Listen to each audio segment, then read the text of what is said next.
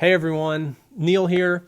Our mission as a church is really simple. It's love God, love people, make disciples. Those 6 words summarize what Jesus said matters most.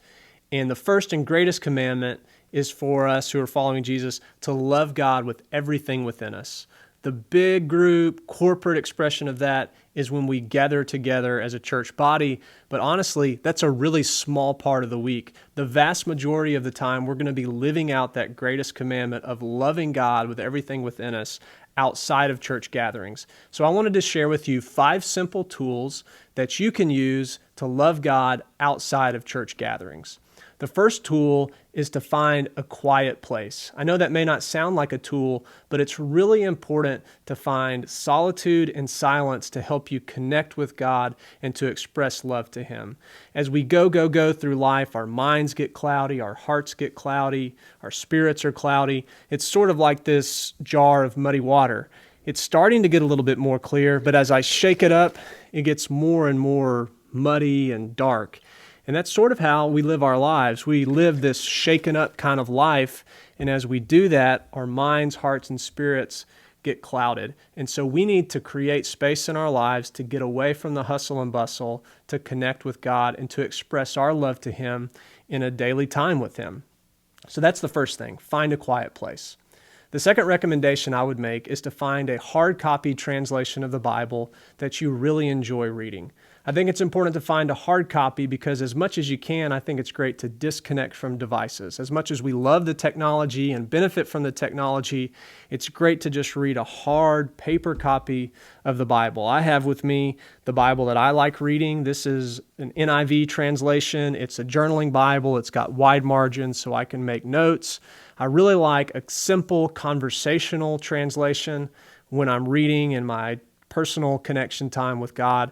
If I'm going to prepare for a message, I might read several different translations, but I really like something simple. So just get a translation that you will actually read that's a good hard copy that you can use. So that's the second thing. Get a good hard copy of the Bible that you enjoy reading.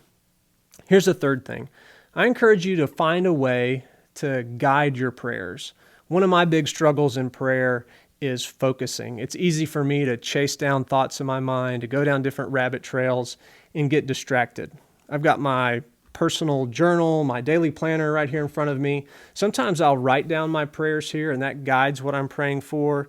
I'm using these daily prayers now. There's 12 things on this sheet that I'm praying for daily. I keep one in my car, one in my office, one in my closet, and it just guides the things that I'm praying for.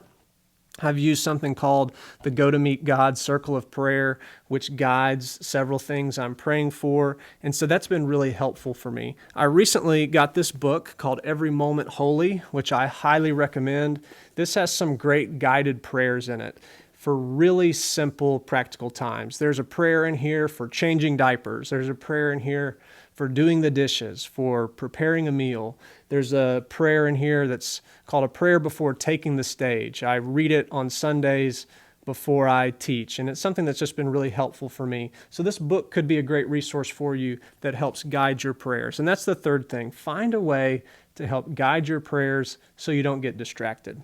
Here's the fourth thing, and I almost hesitate to mention this one because it includes using a device. But there's an app called Abide, which is a Christian meditation app that helps to guide you through a meditation and connection time with God. Kind of guides you through how to do a deep dive on one specific passage of the Bible.